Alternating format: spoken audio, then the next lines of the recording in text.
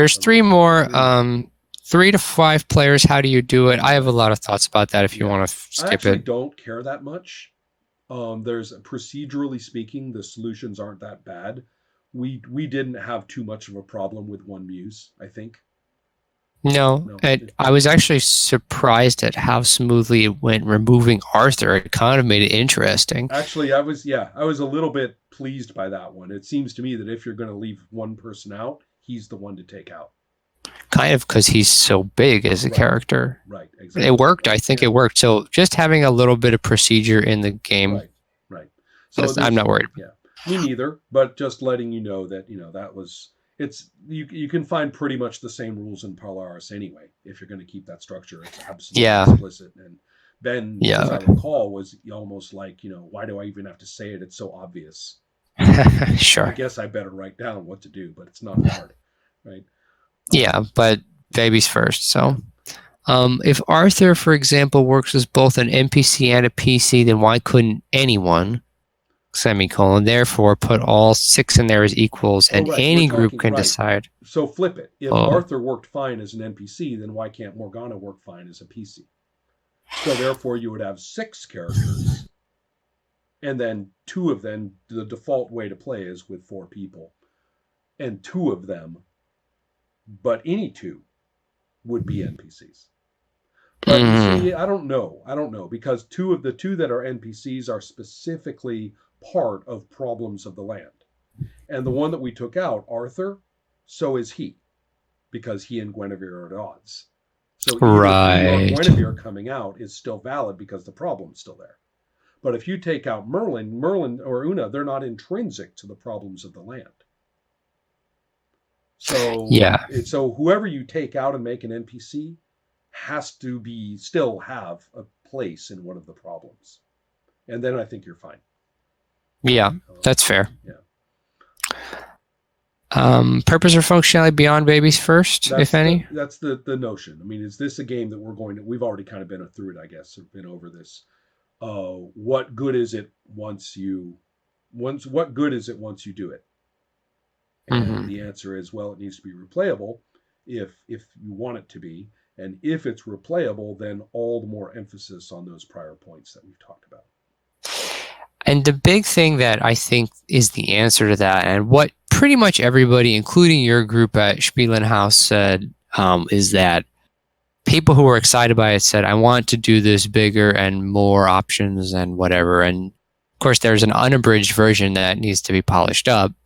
What would you want or expect or hope to see that an unabridged version allows or does that maybe a Well, group I having actually played the think unabridged version? this is where my I kind of break with gamer ideas that what you would need is more and bigger and wider.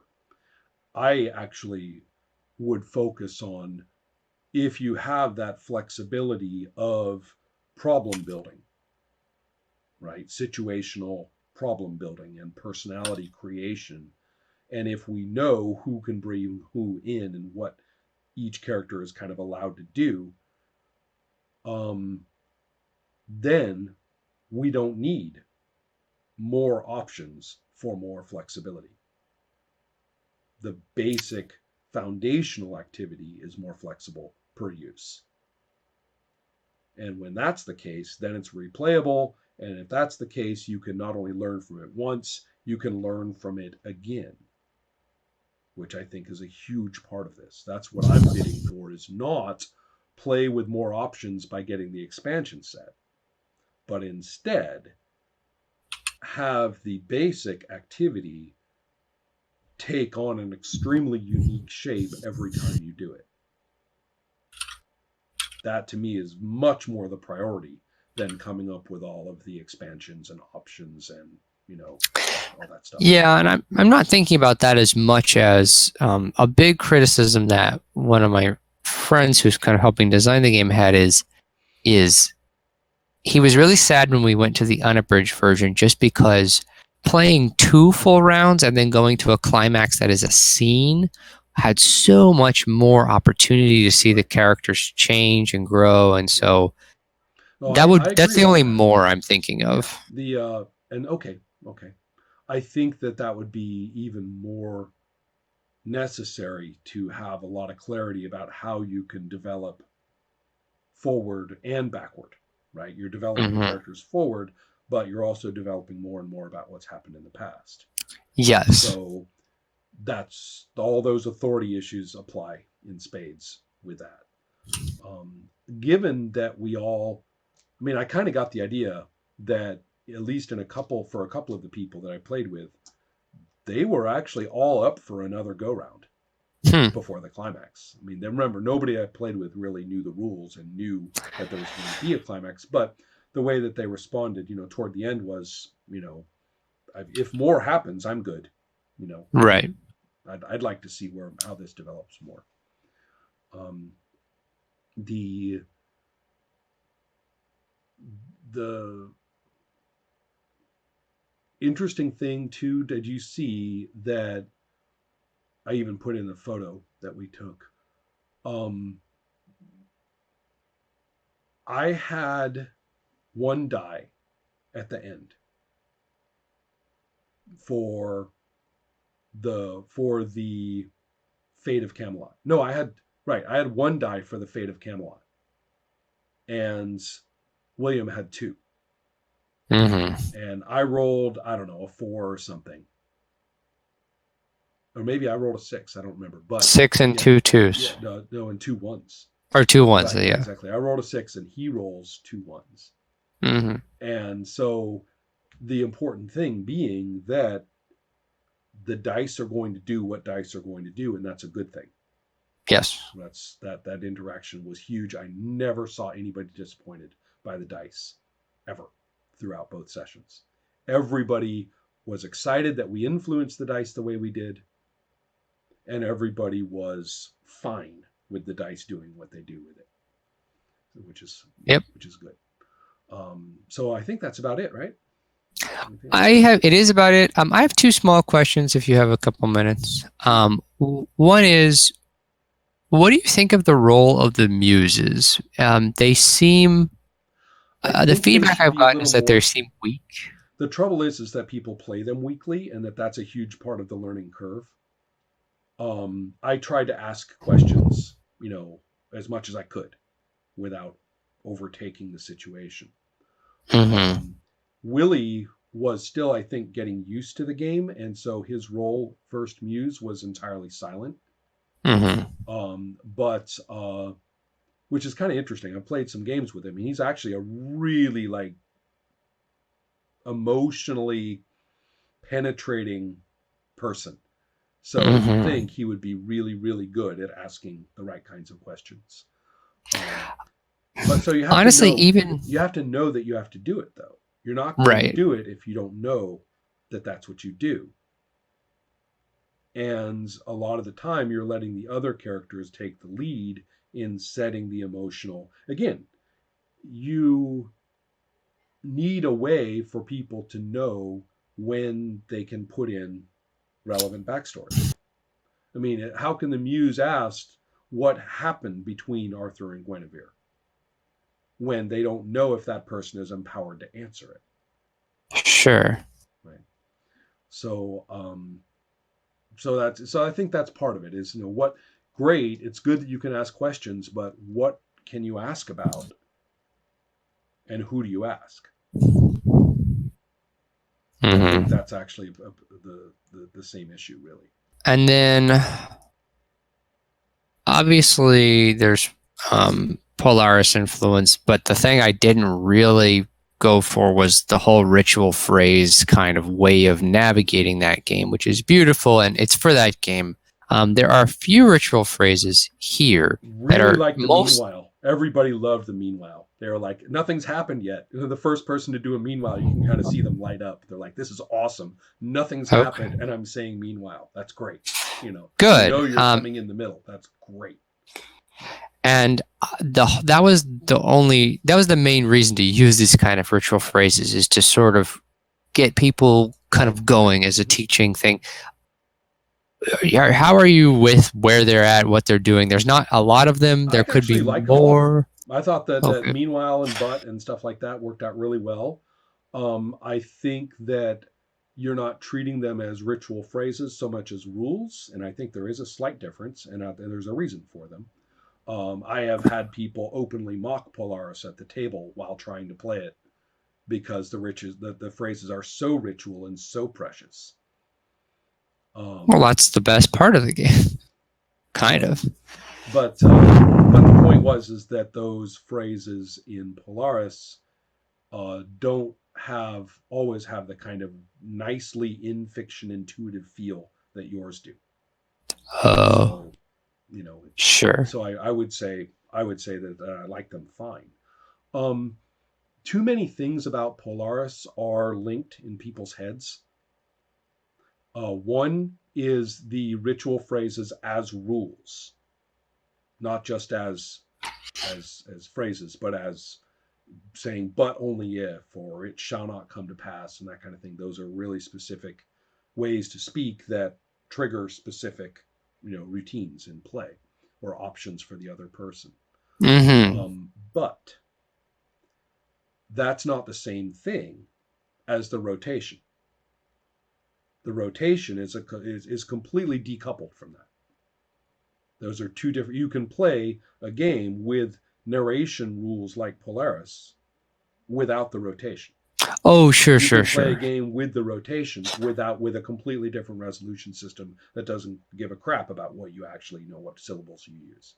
So Absolutely. what I'm trying to say is that you can easily, I think, uh, sort of think of. I mean, Polaris does not own these techniques. And even if, in the case of some of them, Ben deserves credit for bringing them up, the combination in which he brought them up is not in and of itself, a necessary combination. Mm-hmm. So therefore, I wouldn't worry too much about like which. I think you should just kind of scrub Polaris out of your mind. Even I if you keep basically have. even if you keep the rotation, just you've left behind the model and are now doing your own thing. Yeah, and that's basically where I'm at. Yeah, yeah, I just, without Polaris in mind at all, right. I still have these like, now say this, and Yeah, I've never known if that feels weird or if it I works don't think it's or. worked. I don't think it's a problem at all. Although again, the run up to any given scene, the actor says this, the opposition says that, this muse says this muse says that. There's a vulnerability in that moment to pay attention to. But the very fact that you have the mandated back and forth, I think, is great. People started to enjoy being able to like just put items in. The items Mhm. muse has the items muse has the best job. Without a Yeah, it doubt. does. Yeah. That's absolutely true. I didn't see you guys use a lot of the items in the scene in your No, we used it narrations. was atmospheric. I mean, Okay. the desire for when you put a big brass candlestick on the table, there's always sort of a desire for somebody to get beaten about the head and shoulders with it. But something tells me that that's the kind of thing that works much more minimally than it does maximally.